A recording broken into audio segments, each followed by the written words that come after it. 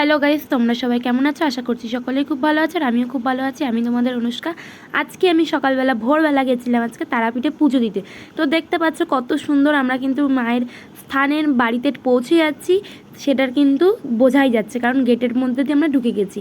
আর এখানে কিন্তু মা তারা সরণি গেটের সামনেও চলে এসেছি। তো দেখতেই পাচ্ছ মন্দির দোকানপাটগুলো, মন্দিরের আশপাশে যেই দোকানপাটগুলো রয়েছে কতটা সুন্দর। আমি তো এই ফার্স্ট টাইম গেলাম পুজো দিতে, আমার খুব ভালো লেগেছে পুজো দিয়ে। তোমরাও একবার গিয়ে পুজো দিয়ে এসো, তোমারও ভালো লাগবে, তোমাদের আর কি সবাই। আমার অনেক দিন ধরেই ইচ্ছা ছিল যাওয়ার, তো আজকে ফাইনালি মা চেয়েছে তাই আমরা যেতে পেরেছি। আমরা খুব ভালোভাবে মায়ের দর্শন পেয়েছি। আর বিগত কয়েক মাস পর আমি আজকে তোমাদের সাথে ভিডিও দিচ্ছি। তো দেখো আমরা কিন্তু খুব ভালোভাবে মায়ের কাছের থেকে ঘুরে আসলাম, পুজো দিয়ে আসলাম ভালোভাবে সুস্থভাবে। তো তোমাদেরকে বলবো তোমরাও একবার গিয়ে ঘুরে এসো, অবশ্যই ভালো লাগবে। আমরা ওখানে ভোগ প্রসাদও খেয়েছিলাম। তো আমরা গেছিলাম ভোরবেলার দিকে, একটু ভোরের দিকে গেলে একটু সুবিধা হয়।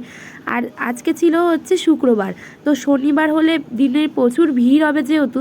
তো এখানে কিন্তু বড় বড় অনেক মালাও পাওয়া যাচ্ছিলো, আমরা কিন্তু ডালার মধ্যে নিয়েই নিয়েছিলাম। আর আমাদের কিন্তু পুজো হয়ে যাওয়ার পরে আমরা একটু আশপাশের দোকানপাটগুলো ঘুরে দেখছিলাম। এখন আমরা চলে এসেছি বামা খেপার শ্মশানে দিকে। তো শ্মশানের এখানে একটু হোমযজ্ঞ হচ্ছিলো, সেগুলোই দেখছিলাম। তারপরে কিন্তু ভোগ প্রসাদ খেতে চলে এসেছি।